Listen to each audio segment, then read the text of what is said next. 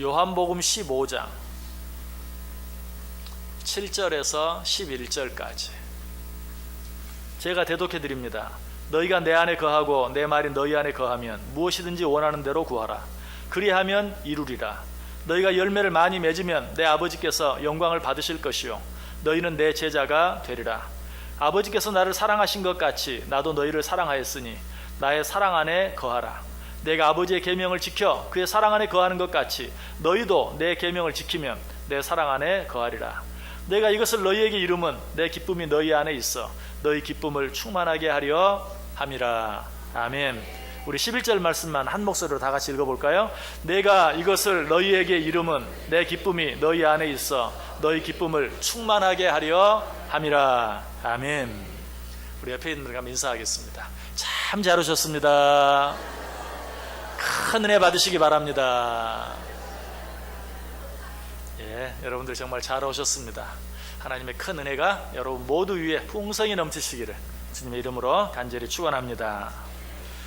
우리 지난 시간에 포도나무와 가지의 비유를 통해서 예수님과 우리의 관계에 대해서 생각해 보았습니다.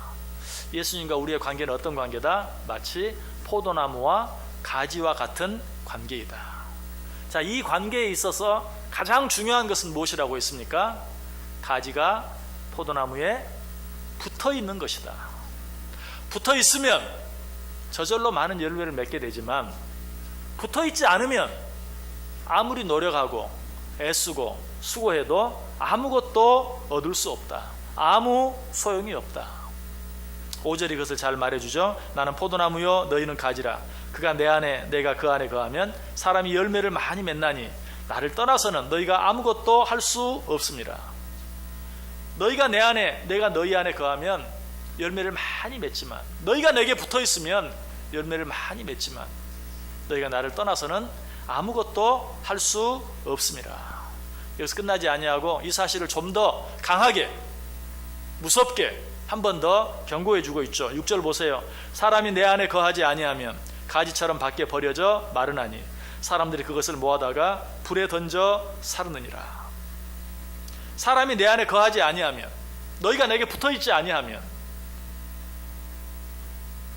붙어있지 않는 그 가지가 햇빛으로 말미암아 비로 말미암아 썩어지고 말라질 수밖에 없고 결국에는 땔감을 찾는 나무꾼의 손에 잡혀져서 불타는 뜨거운 불 속에 던져질 수밖에 없다라고 경고해 주고 있어요. 자, 그리고 나서 주신 말씀이 오늘 본문이에요.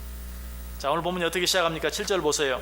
너희가 내 안에 거하고 내 말이 너희 안에 거하면 무엇이든지 원하는 대로 구하라. 그리하면 이루리라.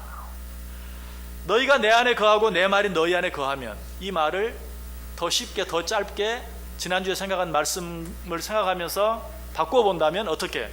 너희가 내게 붙어 있으면 무엇이든지 원하는 대로 구하라. 그리하면 이루리라.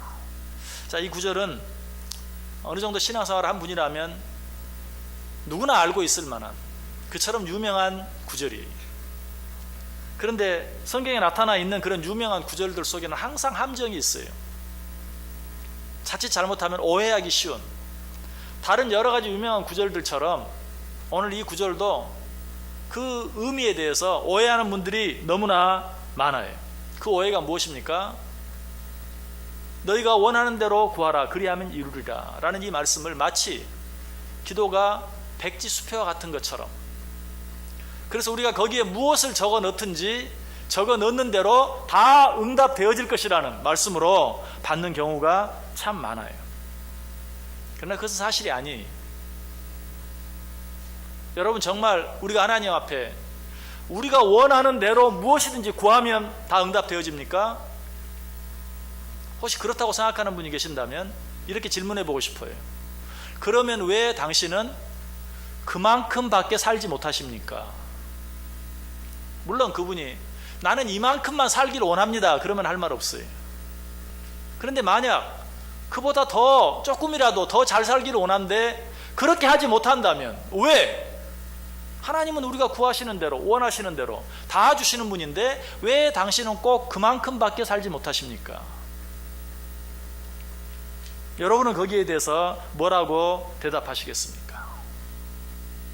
먼저 한 가지를 말씀드린다면, 하나님께서 우리가 원하는 대로 해주시지 않는 중요한 이유가 있어요. 그것은 우리가 원하는 대로 해주시면 하나님께 끝까지 붙어 있을 자가 한 사람도 없다는 거예요.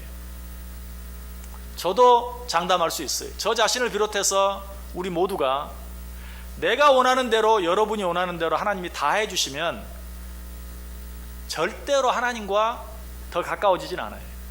틀림없이 더 멀어지게 될 거예요. 물론 처음에 한두 가지 내가 원하는 대로 하나님이 허락해 주시면 오 하나님 감사합니다 하면서 잠깐 가까워지는 것 같죠. 그러나 계속해서 내가 원하는 대로 하나님이 무엇인가를 다 해준다면 그 사람은 하나님과 점점 멀어지게 되고 결국은 하나님을 떠날 수밖에 없게 돼요. 우리 자녀들도 예외가 아닙니다.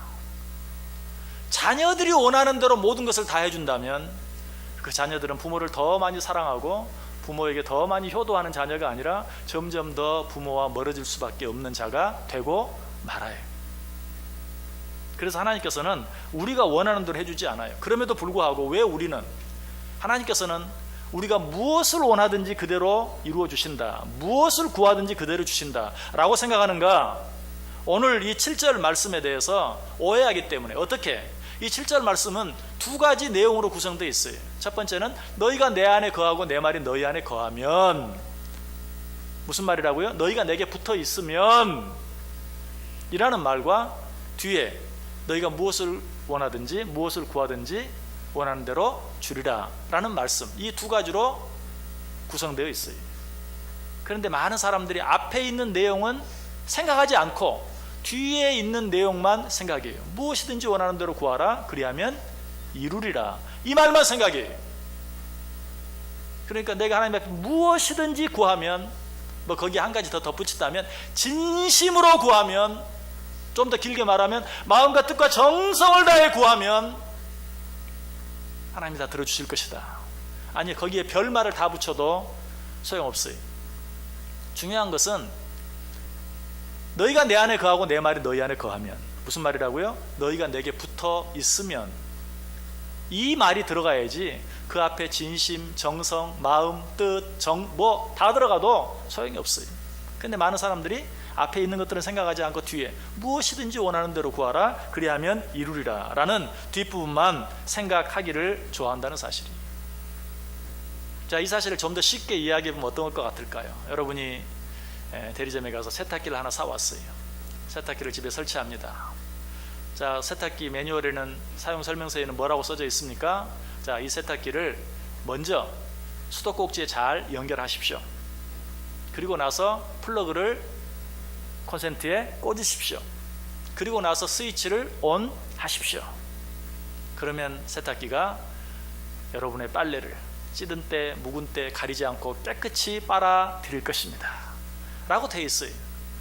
그런데 만약 이 세탁기를 산 사람이 앞에 있는 내용은 다 빼버리고 세탁기를 먼저 수도꼭지에 연결하십시오, 그리고 플러그를 콘센트에 꽂으십시오 라는 말은 빼버리고 잊어버리고 생각하지 않고 세탁기 갖다 놓고 스위치만 온 오프 아무리 해도 어때요? 빨래가 빨아져요? 빨아지지 않아요?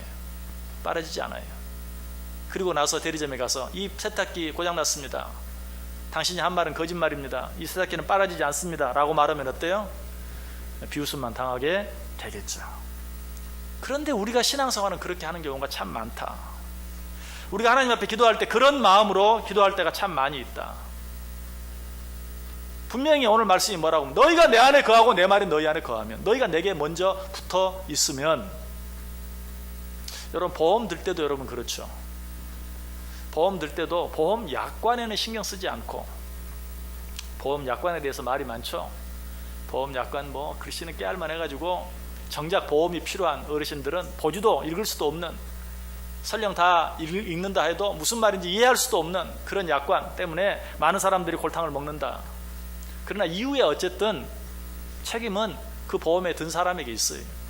약관을 다 읽어보고 그리고 나서 보험 계약을 해야 되는데, 그렇게 하지 않고 그 보험이 주는 혜택만 생각하고 결과만 생각하고 덥석 계약해놓고 나중에 따지면 어때요? 그 사람들은 조목조목 약관을 대면서 여기 이 약관은 이렇게 돼 있고 이 약관은 이렇게 돼 있고 결국은 어때요? 내가 당할 수밖에 없어요. 여러분은 어떻게 신앙생활 하고 있습니까? 여러분은 기도할 때 하나님께 어떻게 기도하고 있습니까? 오늘 성경 분명히 말합니다. 너희가 내 안에 거하고 내 말이 너희 안에 거하면, 너희가 내게 붙어 있으면 무엇이든 원하는 대로 구하라. 그리하면 이루리라. 또 한 가지 이 말씀에 대해서 우리가 오해하는 이유는 같은 말씀이지만, 같은 내용이지만 이 7절에 나와 있는 두 가지 내용을 원인과 결과로 바로 생각을 해야 되는데 그것을 거꾸로 생각해요. 자, 무엇이 원인이고 무엇이 결과입니까? 너희가 내 안에 거하고 내 말이 너희 안에 거하면 이게 원인이, 너희가 내게 붙어 있으면 이게 원인이, 결과는 뭐예요? 무엇이든지 원하는 대로 구하라. 그리하면 이루리라. 근데 거꾸로 생각해요. 내가 하나님 앞에 무엇인가를 간절히 원하고 구하면, 그러면 내가 하나님께로 붙어 있게 되는 것처럼 착각을 할 때가 참 많아요. 여러분, 이것은 또 어떤 어리석은 일과 같습니까? 여러분들이 집에 수도꼭지를 설치해 놓고 하루 3번씩 그것을 틀었다 잠궜다 틀었다 잠궜다 하면 그것이 저절로 수원지에 있는 물과 연결이 되는 것처럼 생각을 하는 거예요. 아무리 좋은 수도꼭지를 붙여놔도 하루에 3번이 아니라 하루에 30번, 300번씩 틀었다 잠궜다 한다 할지라도 그것이 애초에 수원지의 물과 연결되어 있지 아니하면 그 수도꼭지에서는 절대로 물이 나올 수 없는 것이. 먼저 어떻게 해야 돼요? 수원지의 물과 연결을 시켜야 돼요. 그것이 바로 오늘 말씀이에요. 너희가 내 안에 거하고 내 말이 너희 안에 거하면, 이것이 원인이, 너희가 내게 붙어 있으면, 그러면 너희가 무엇을 원하는지 무엇을 구하든지 너희들이 원하는 대로 구하는 대로 되어질 것이다 라고 말하고 있습니다. 이 사실에 대해서 요한일서 5장 14절에 말합니다. 그를 향하여 우리가 가진 바 담대함이 이것이니 그의 뜻대로 무엇을 구하면 들으심이라. 여러분, 우리가 하나님의 마음을 움직여서 무엇을 할 수 있는 것이 아니, 우리가 하나님의 뜻에 순종함으로 비로소 무엇인가를 할 수 있는 것이, 이 사실 기억하세요. 내가 하나님의 마음을 움직여서, 내가 하나님의 마음을 바꾸어서 무엇을 할 수 있는 것이 아니라 내가 하나님의 마음, 내가 하나님의 뜻에 순종함으로 말미암아서 무엇을 할 수 있다는 사실이. 아까 말씀이 뭐라고 말했어요? 그를 향하여 우리가 가진 바 담대함이 이것이니. 여러분이 가진 담대함은 무엇입니까? 무엇이든지 구하면 주신다, 이런 담대함입니까? 그런 담대함은 죄송하지만 무식한 담대함이에요. 우리는 어떤 담대함을 가져야 합니까? 성경적인 담대함을 가져야 돼요. 그 성경적인 담대함을 무엇입니까? 우리가 하나님의 뜻대로 무엇을 구하면 그것이 무엇이든지 하나님께서 우리에게 허락해 주신다. 이게 성경적인 담대함이에요. 우리가 하나님의 뜻대로 무엇을 구하면, 오늘 말씀을 빌리면 우리가 그 안에 거하고 그의 말씀이 우리 안에 거하면, 그리하면 우리가 무엇이든지 얻을 수 있다라는 사실이. 여러분, 내가 하나님을 위해서 무엇인가 할 수 있다고 생각하지 마세요. 내가 하나님을 위해서 무엇을 할 수 있는 게 아니, 내가 하나님을 도와줄 수 있는 게 아니, 우리가 할 수 있는 일이 있다면 이미 하나님께서 나에게 그것을 할 수 있도록 허락해 주셨기 때문이. 다시 말해서 내가 수도꼭지를 틀어서 물이 나오게 할 수 있는 것은 그 수도꼭지가 수원지와 연결이 되어 있기 때문에 가능한 것이, 수원지와 연결되어 있지 않은 수도꼭지는 아무것도 할 수 없는 것이. 우리가 하나님께서 우리에게 주신 일을 위해서 헌신하고 봉사하고 전도하고 선교하고 헌금하고 헌신하고 하는 이 모든 일들, 하나님이 우리에게 허락해 주지 아니하셨으면 우리는 아무것도 할 수 없는 것이, 하나님이 주셨기 때문에 내가 무엇인가를 할 수 있어요. 요한계시록 3장 20절에 보면 이런 말씀 있죠. 볼지어다 내가 문 밖에서 두드리노니 누구든지 내 음성을 듣고 문을 열면 내가 그에게로 들어가 그와 더불어 먹고 그는 나와 더불어 먹으리라. 자, 이 말씀도 참 너무나 유명한 구절이죠. 유명한 구절 뒤에는 뭐가 있다고요? 오해하기 쉬운 함정이 있어요. 많은 사람들이 이 구절을 보면서도 볼지어다 내가 문 밖에 서서 두드리노니 누구든지 내 음성을 듣고 문을 열면, 그러니까 내가 문을 열어주면 예수님이 들어와서 나와 함께 먹고 마시고 즐겁게 지내지만 내가 문을 열어주지 않으면 예수님 바깥 추운 데서 덜덜 떨면서 식사도 하지 못하고 굶으실 것이다. 이렇게 생각하는 사람이 참 많아요.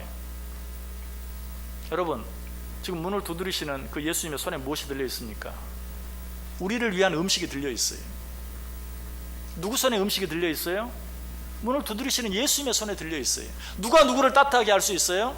사랑의 근원이신, 우리를 먼저 사랑해 주신 예수님께서 우리를 사랑해 주실 수 있어요. 우리를 따뜻하게 해줄 수 있어요. 내가 문을 열지 않으면 예수님이 밖에서 추위에 떨면서 굶주리시는 것이 아니라 내가 추위에 떨면서 굶주릴 수밖에 없는 것이, 이 사실을 알아야 돼요.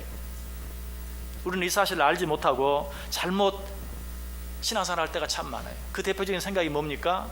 나 아니면 안 돼.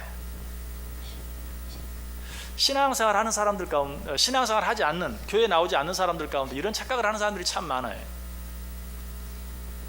내가 교회 가지 않으면 그 교회는 언젠가 문을 닫게 될 거야, 이렇게 생각하는 사람들이 참 많아요. 아니, 교회 나오는 사람들 가운데도 그렇게 생각하는 분이 혹 있을지 모르겠어요. 내가 나가지 않으면 그 교회는 결국 언젠가는 망하게 될 거야, 문을 닫게 될 거야. 참만해요. 여러분, 만약에 집에서 여러분들이 수도꼭지를 틀지 않아 보세요. 여러분들이 수도꼭지를 틀지 않냐고 이런 생각을 한다고 생각해 보세요. 내가 수도꼭지를 틀지 않으면, 내가 수돗물을 사용하지 않으면 수원지는 망하게 되고 말 거야. 여러분, 그렇게 생각하고 수도꼭지를 틀지 않으면 결과적으로는 어떻게 됩니까? 여러분이 먼저 목말라 죽게 되는 거예요.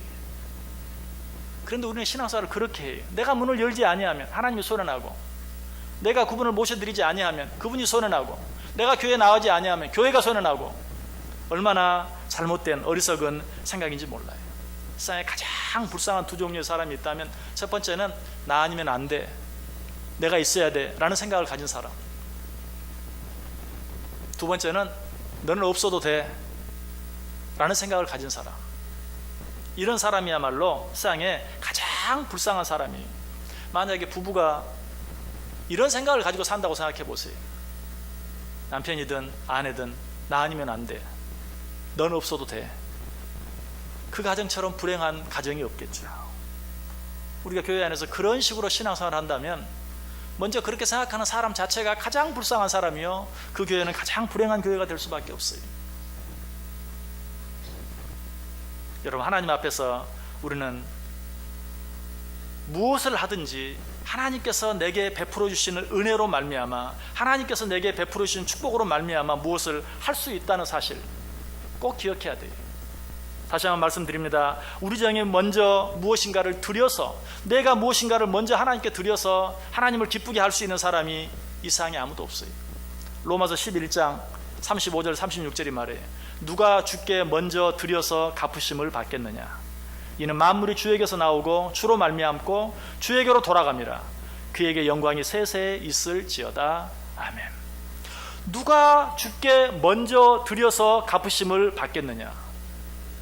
만물이 다 주에게서 나온 것인데, 여러분, 우리가 하나님 앞에 무엇인가를 할 수 있다는 것은 마치 분수의 물이 수원지로부터 공급된 물을 가지고 그걸 받아서 그것을 위로 쏘아 올려서 분수를 만듭니다. 그 물이 다시 떨어지면 다시 밑에 고입니다. 그것을 다시 위로 쏘아 올려서 또 분수를 만들고, 또 쏟아지면 다시 모아서, 그러다가 물이 좀 줄어들면 다시 수원지에서 어느 정도 공급해서 다시 분수를 하게 만드는, 요즘에는 인공 폭포도 참 많죠.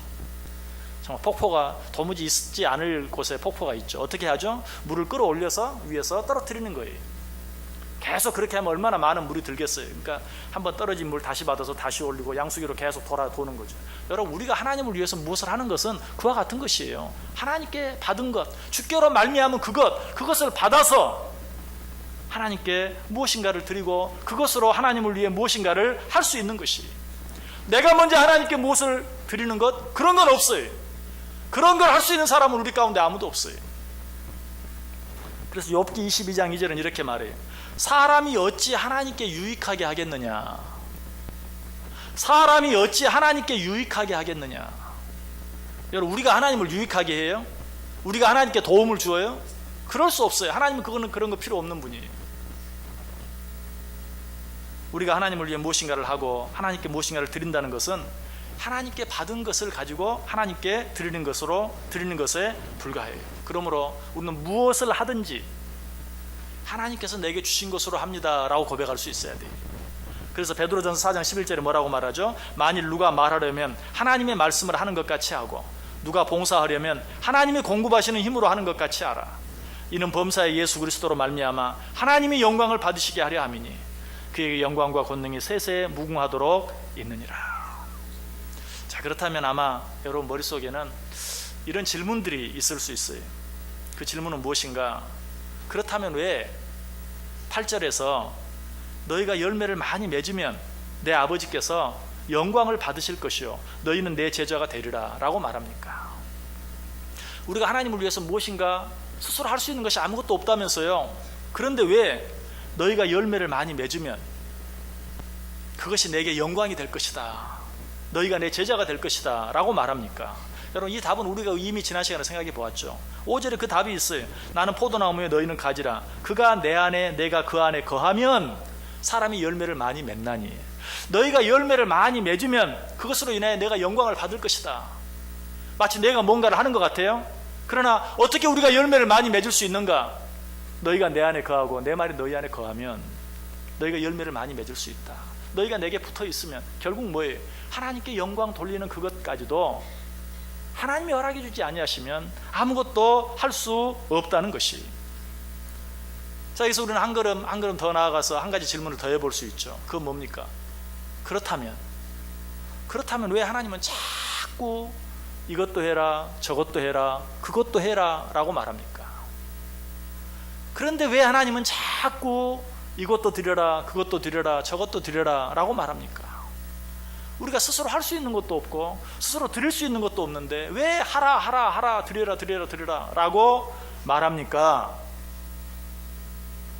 그 질문에 대한 답이 오늘 보면 끝 11절에 나와 있어요. 11절 다시 한번 같이 읽어봅니다.